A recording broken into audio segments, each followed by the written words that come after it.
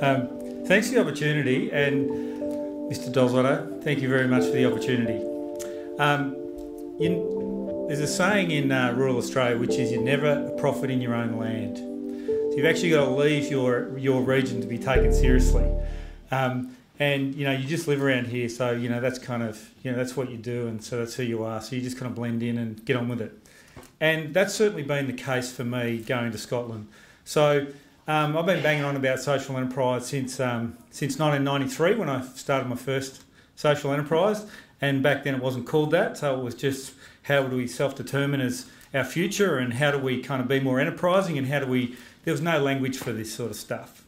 And so I never imagined in a month of Sundays that there'd ever be a movement called social enterprise, which is about the community using its assets from within to start rejuvenating itself. And so the kind of global superstar of repopulation and rejuvenation is some of the very, very remote isles off the northwest coast of Scotland. So a few years ago, when some of the global leaders in this kind of social enterprise world, and those ones who are really focused on rural, had this idea, let's have a rural symposium to coincide with the 10th anniversary of social enterprise, then they said, would you be our kind of Southern Hemisphere person? I said, well, that's all really well and good. We're way behind you guys overseas, and you know what, I don't even know if we're going to afford to get to the Social Enterprise World Forum, let alone be able to co-host the first rural symposium. And then along comes the fellowship. So I'm in. So it's been a very, very exciting journey. And I think not only for us getting together with all of the other policymakers and the best practitioners in the world, all in the same place, seeing it with our own eyes and working out how that's similar or different, or how this can be culturally kind of adapted to our landscape. It wasn't just about that. But it was about the fact that people from our country who attended the World Conference see us differently. That they actually see that we're playing in a bigger pond than just that rural guy down the road. And already, since coming back from the fellowship in September, I'm treated differently by my colleagues. So if there's only one thing that comes from that, and then as a result, government starts to treat you a little differently, and business starts to treat you a little differently. And so if that's the only thing that ever comes from these fellowships, it's really, really critical that these continue. But I'm going to tell you a few little stories about what we found, and that's me and McKilt. We actually got invited to the Edinburgh Castle. I was pretty excited about that. But it was to go to the 10th anniversary World Forum for Social Enterprise. And social enterprise is very simply businesses that are specifically set up to tackle a social issue. So they trade, they make profits, but the sustainability of that sort of tackling that social issue comes from trading, not being reliant on donations and grants. And so it's kind of somewhere between commercial business, and it's somewhere between a traditional charity, and so it's just really poorly understood. And so those people who don't want to understand it, don't understand it. And so that's one of the reasons it's been pretty hard to get traction here in Australia. But it's 10 years old. This global movement is 10 years old, and we kept being asked to speak. And we go, well, why are you asking us to speak? We don't have all this stuff going on in our country. And they said, no, that's why we ask you to speak. Because you're doing this in a desert environment. You don't actually have the sophisticated ecosystem of supports that exist in Canada, that exist in Scotland and exist in the UK. And that's why we like to kind of hear from you guys, because it's a sobering reminder of what can be achieved with virtually nothing. And so we did have the first ever rural symposium, and it was a great event because you're meeting your colleagues, you're meeting your mentors, you're meeting your heroes, and you're hanging out with them as equals, and you're kind of having this cultural exchange at the same time around saying, what if in our countries?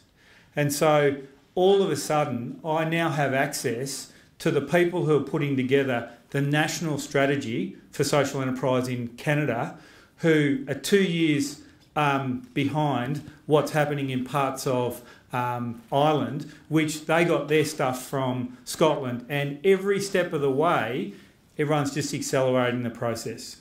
So here we are with all of the all of the ingredients to actually start accelerating things and banging the drum back here, which is, if you can kind of tell from my voice, I'm going to be doing. And so it's great. We've just got this kind of brains trust that can now really get things done. So see, these are some of the crew that are from all over the world, and we went to what's called the Isle of Lewis and the Isle of Harris. And these places are way off the northwest coast of Scotland, where you've got to go right across the country by bus and then get a ferry to get out to.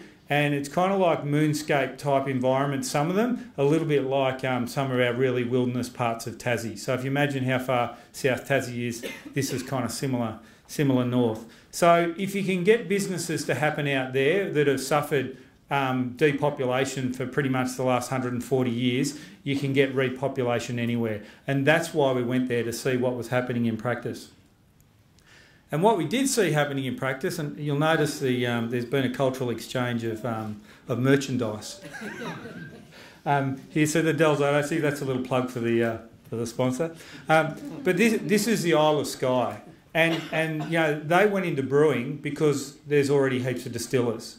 And they saw a marketplace in the fact that younger people are potentially more interested in brewing than they are distilling, even though there's now a resurgence in all kinds of distilling as well. So they're just kind of looking at ways that they can do things they know how to do, and in the next instance, to be able to employ local people. So it really is that community and economic drivers for everything they do, in everything they think about. And it's just great to see that they've actually gone from depopulation 30 years ago into a repopulation scenario.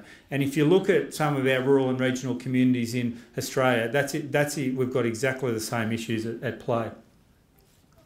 So this is a really interesting one. This is an Inuit young man who talks about being part of the Inuit stolen generation. We've got a young Aboriginal from Wadare in the north of Australia that we helped get to this symposium, who's doing great economic and community development work in his community, and a guy who was part of the clearances in the Highlands and Islands, who was forced to go and live in, his grandparents were forced to go and live in Canada.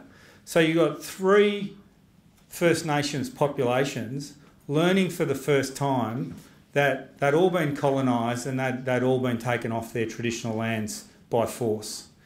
And these guys just had all of these things in common that has created this kind of bond for them that is about their staying in contact, that they're doing things, that they have this kind of cultural affinity through the trauma that their people have had. And this is the kind of next generation stuff that is really, really exciting around how we imagine rural communities in the future. So I've got 2 little examples. Harris Tweed. Put your hand up if you've heard of Harris Tweed. Okay, everyone's heard of Harris. Thought there might have been a few youngies in the audience that hadn't heard of Harris Tweed. Harris Tweed is the only business in Scotland that has an Act of Parliament attached to it.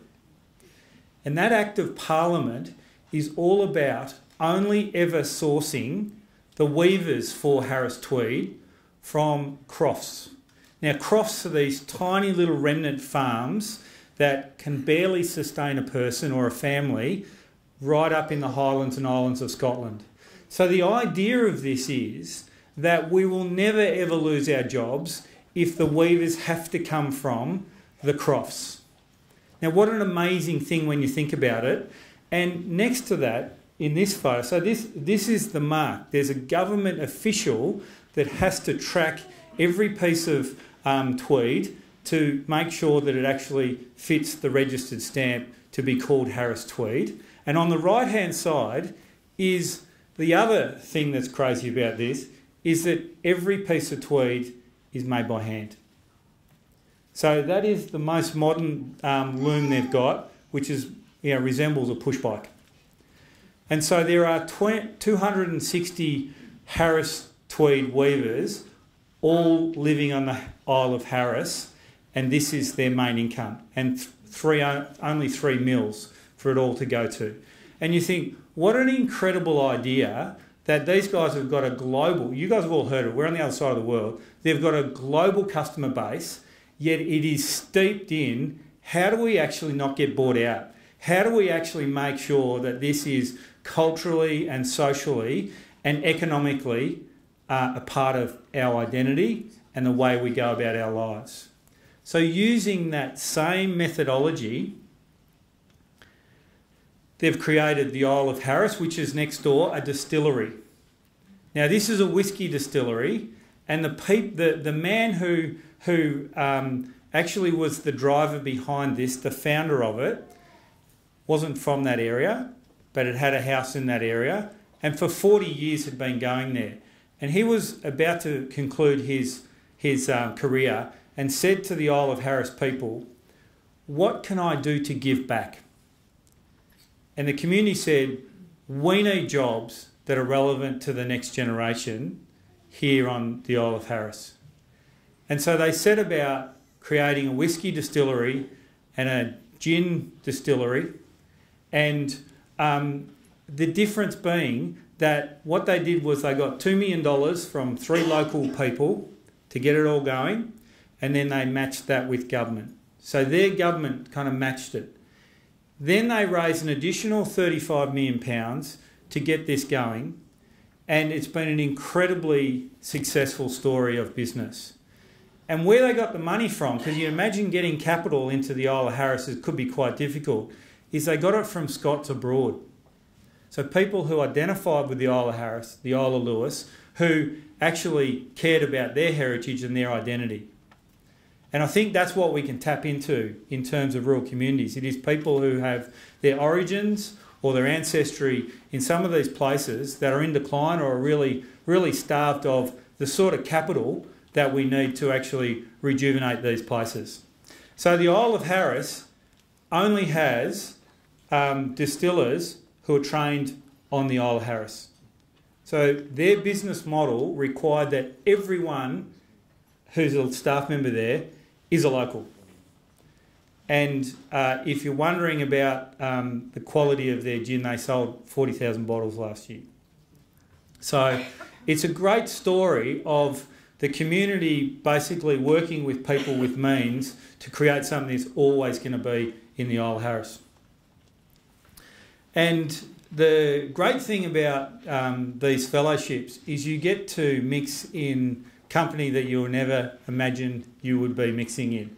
And so by virtue of me being part of this Rural Symposium co-design, co-producing, whatever we called ourselves, is that we got to go to the exclusive event where we were hosted by the Prime Minister of Scotland.